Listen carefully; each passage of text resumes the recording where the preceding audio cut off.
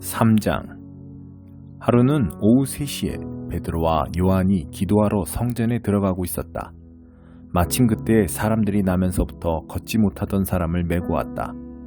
그는 날마다 아름다운 문이라는 성전문에 앉아 성전에 들어가는 사람들에게 구걸하던 사람이었다.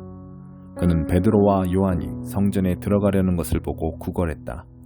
베드로와 그 옆에 있던 요한이 그의 눈을 똑바로 쳐다보며 말했다. 여기를 보시오. 그러자 그는 그들에게서 뭔가 얻을 줄로 생각하고 고개를 들었다. 베드로가 말했다. 나는 동전 한 푼 가진 것이 없지만 내게 있는 것을 당신에게 주겠소. 나사렛 예수 그리스도의 이름으로 걸으시오. 베드로가 그 사람의 오른손을 잡아 일으키자 즉시 그의 발과 발목에 힘이 생겼다. 그는 펄쩍 뛰듯이 일어나 걸었다. 그 사람은 베드로와 요한과 함께 성전으로 들어가서 이리저리 걷고 춤추며 하나님을 찬양했다. 그곳에 있던 사람들 모두가 그가 걸어다니며 하나님을 찬양하는 것을 보았다. 그들은 그가 성전의 아름다운 문에 앉아 구걸하던 사람인 것을 알아보고는 깜짝 놀라 눈을 비볐다. 눈으로 보면서도 도저히 믿기지 않았던 것이다. 그 사람은 기뻐서 어쩔 줄 몰라 하며 베드로와 요한을 끌어안았다.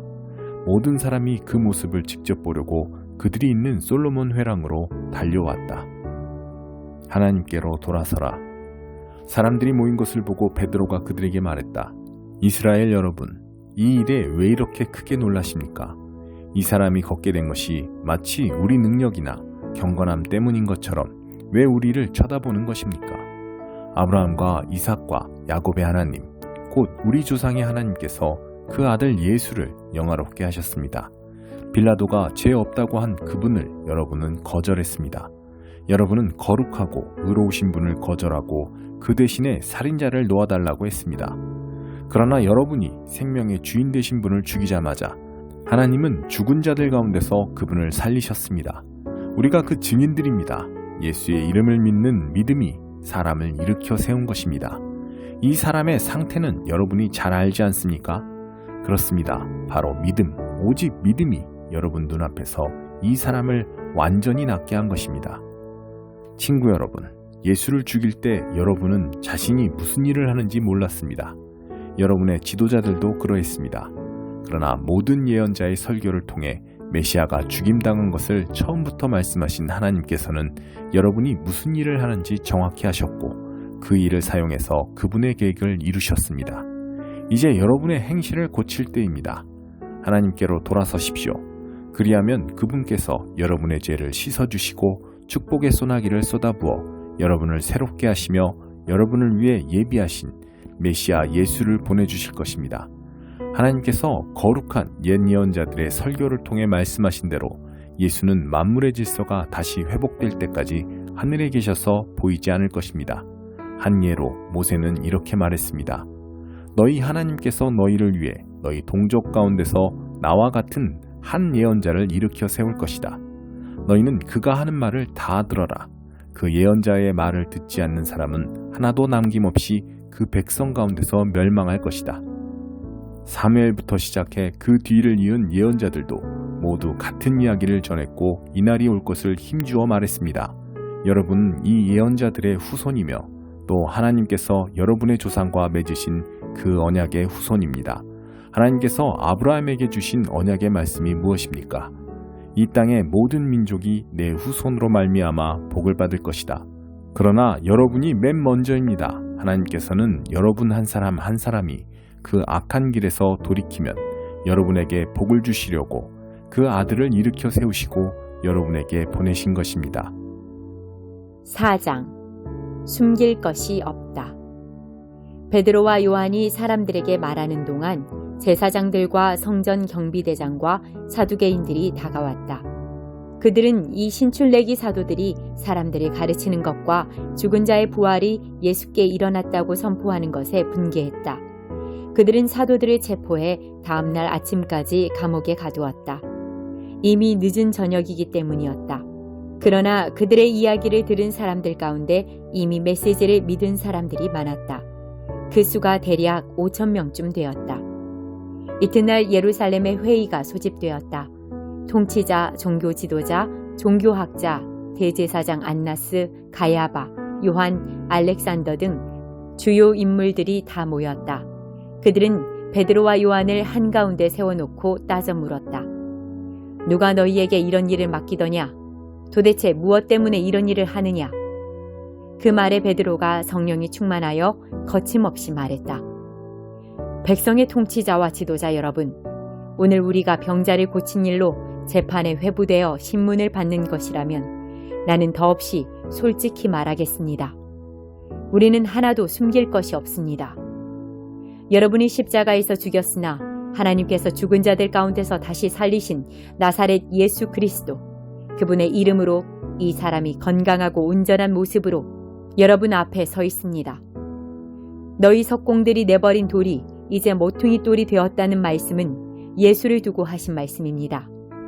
구원받을 다른 길은 없습니다. 오직 예수의 이름 외에는 구원받을 수 있는 다른 이름을 우리에게 주신 적이 없고 앞으로도 없을 것입니다. 베드로와 요한이 어찌나 당당하고 자신 있게 서 있던지 그들은 두 사람에게서 눈을 뗄 수 없었다. 그 두 사람이 성경 훈련이나 정식 교육을 받지 못한 평신도인 것을 알고 그들은 더욱 놀랐다.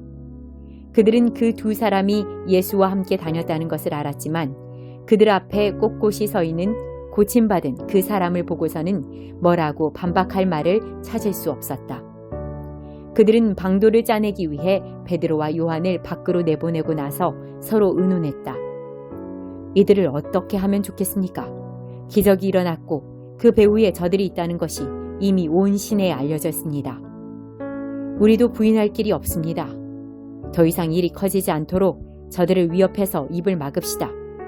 다시는 누구한테도 예수의 이름을 말하지 못하도록 말입니다.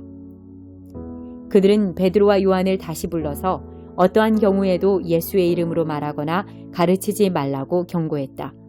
그러자 그들이 바로 되받았다.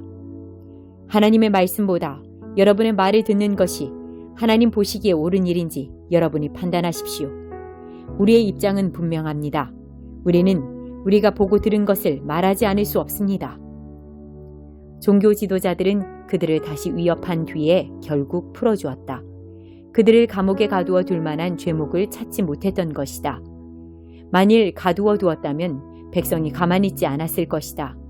백성은 이번 일로 모두 하나님을 찬양하고 있었다. 이 기적으로 병이 나은 사람은 40살이 넘었다. 한마음 한뜻으로. 베드로와 요한은 풀려나자마자 동료들에게 가서 대제사장과 종교 지도자들이 한 말을 전했다. 보고를 전해 들은 사람들은 놀랍도록 하나가 되어 소리 높여 기도했다. 강하신 하나님, 주님께서는 하늘과 땅과 바다와 그 안에 있는 모든 것을 지으셨습니다. 주님께서는 주님의 종이자 우리의 조상인 다윗의 입을 통해 성령으로 이렇게 말씀하셨습니다. 나라들아 웬 소란이냐? 민족들아 무슨 비열한 모이냐? 땅의 지도자들이 자리 다툼을 벌이고 권력자들이 정상회담으로 모이니 하나님을 부인하고 메시아를 대적하는 자들이다. 과연 그들이 모였습니다. 헤롯과 본디오 빌라도와 나라들과 민족들과 이스라엘까지 바로 이 도성에 모였습니다. 주님의 거룩하신 아들 예수, 주님께서 메시아로 삼으신 그분을 해치려고 모의했습니다. 주님께서 오래전부터 계획하신 일들을 이루려고 모였습니다. 이제 그들이 또 시작합니다. 그들의 위협을 살피시고 주님의 종들에게 두려워하지 않는 담대함을 주셔서 주님의 메시지를 전하게 해주십시오. 주님의 손을 우리에게 내미셔서 주님의 거룩하신 종 예수의 이름으로 치유와 기적과 이적이 일어나게 해주십시오. 그들이 기도하고 있는데 그 모인 곳이 흔들리고 진동했다. 그들은 모두 성령으로 충만해져서 두려움 없이 계속해서 하나님의 말씀을 전했다. 믿는 사람들이 하나로 한마음 한뜻으로 연합했다. 그들은 자기 재산에 대한 소유권을 주장하지 않았다. 이건 내 것이니 당신이 가질 수 없소 라고 말하는 사람이 아무도 없었다. 그들은 모든 것을 공유했다. 사도들은 주 예수의 부활을 강력하게 증거했고 그들 모두에게 은혜가 머물렀다. 그리하여 그들 가운데 궁핍한 사람이 단 한 명도 없었다. 밭이나 집이 있는 사람들은 그것을 팔아서 그 판 돈을 사도들에게 가져와 헌금했다. 사도들은 각 사람의 필요에 따라 그 돈을 나누어 주었다. 키프로스 태생의 레위 사람으로 사도들이 바나바, 위로의 아들이라는 뜻이라고 부르던 요셉도 자기 소유의 밭을 팔아서 그 돈을 가져다가 사도들에게 헌금했다. 5장 아나니아와 삽비라.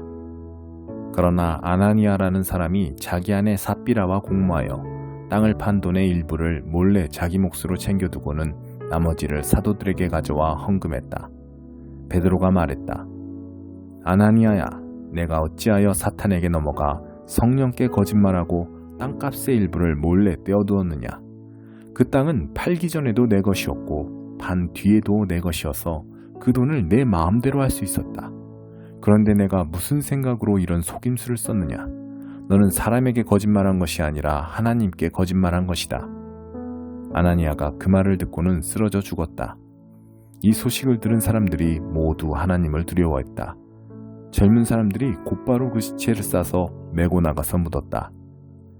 3시간이 못 되어서 그의 아내가 무슨 일이 있었는지 전혀 모른 채 들어왔다. 베드로가 말했다. 너희가 땅을 팔고 받은 돈이 이것이냐?